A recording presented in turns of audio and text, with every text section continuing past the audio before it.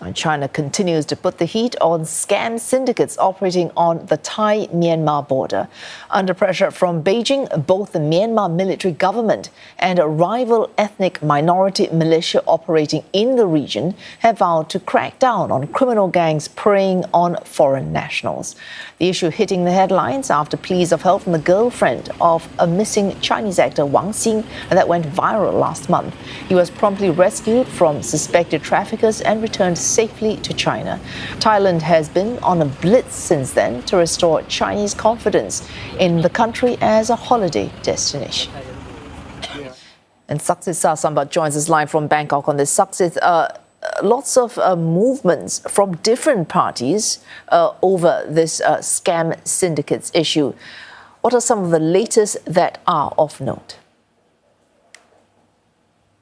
Now, indeed, there has been a lot of movement, not only over the past few days, but also over the past few weeks. But now it seems to have taken another dimension now. Ever since during the weekend, the border guard forces, one of the militias that are controlling the border towns in Myanmar and bordering to Thailand, they have announced that they are ready to repatriate 10,000 people that have been working at these scam centers. That they are ready to send them back, 500 a day, but according to CNA information, there has been no date whatsoever yet when that is going to happen. And this is also coinciding with the appearance of the Assistant Public Security Minister from China, Mr. Liu Zhongyi. He has been in Mae Sot and also in Myanmar on the other side of the border as well, overlooking the repatriation efforts, or at least the preparations for these repatriation efforts. In Myanmar, in Myanmar, he has seen and met about a group of 300 foreigners,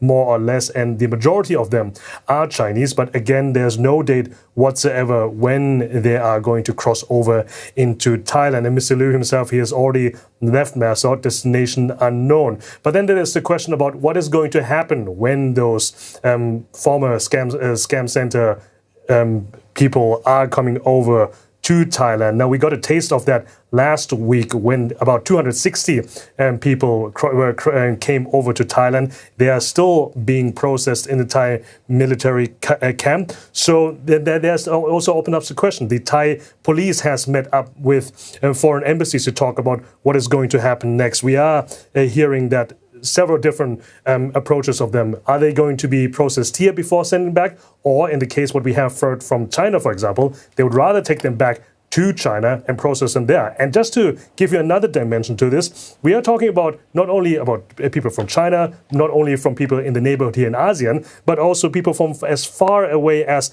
Ethiopia, Kenya, Tanzania, and even Brazil. So it goes to show that the victims, or at least the people that were in scam centers, they are quite far away from home. All right, Saksith, the large number of potential deportees suggests more are being found, and therefore perhaps more of these crime scam syndicates, they are actually being found and I suppose tracked down as well. So there has been concern in the past, also urging for action on all parties. So what we're seeing now, do you see this as a steeper effort to crack down? And if it is, will this be a lasting, a sustained result we can see from this crackdown?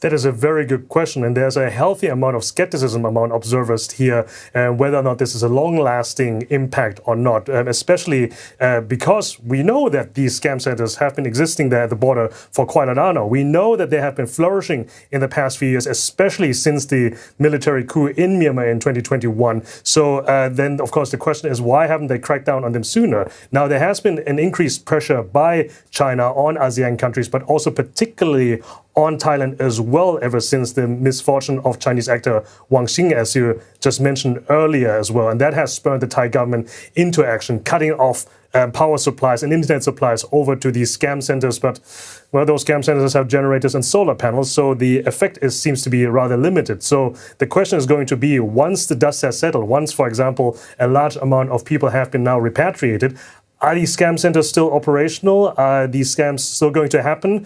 Now, we're already seeing that some of these places are going to move elsewhere along the border. So it seems to be that we are still, and the authorities in Thailand and elsewhere, are still in a long fight against them. Saksith Saiyasombut reporting there on a long fight, likely reporting to us again on the scam syndicate centres being found on the border between Thailand and Myanmar. Of course, Saksith in Bangkok for us.